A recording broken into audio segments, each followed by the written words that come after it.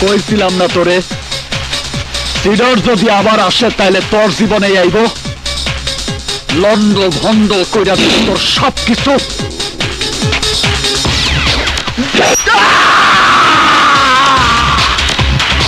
জীবন তুই মানুষকে গাচ্ছ, তারপর আলোচনা শুরু করছ। আজ আলোচনা শুরু করুম আমি।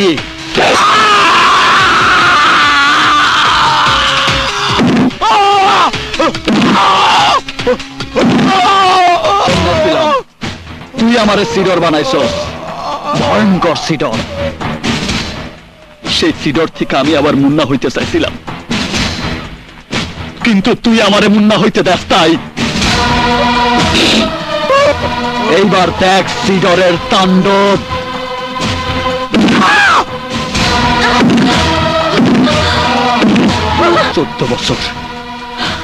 14 বছর যে মায়ের জন্য আমার এই বুকটা হাহাকার করছে, 14 বছর যে মায়ের আমি পাগলের মতো খুঁজে বেড়াইছি, সেই মায়ের কাছে পাইয়াও আমি আবার কলঙ্কিত পরিচয়ের জন্য নিজের পরিচয় দিতে পারি নাই।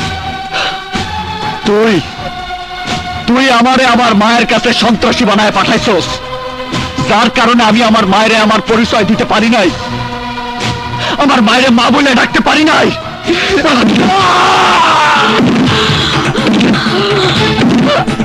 কেন সাদা, কেন কেন তুই আমারে আমার অবুঝ বয়সে পুলিশের প্রিজন ভ্যান থেকে কিডন্যাপ করছিলি?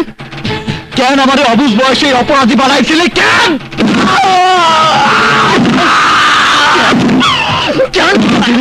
আমি তোর অপরাধী বানাই নাই, তুই ছোট্ট বয়সে তোর বাপের খুন করছিলে। সিডর না, আমি সিডর না, আমি মুন্না। না, তুই সিডর। সিডর ঠিক করে রাখো, আমার নাম কি?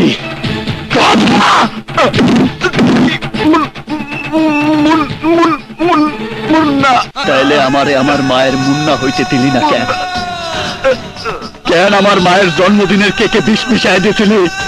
তুই জানোস না, তুই জানোস না, তুই জানোস না আমার কাছে খোদার পরেই মা। জানোস না তুই আমার কাছে খোদার পরেই মা।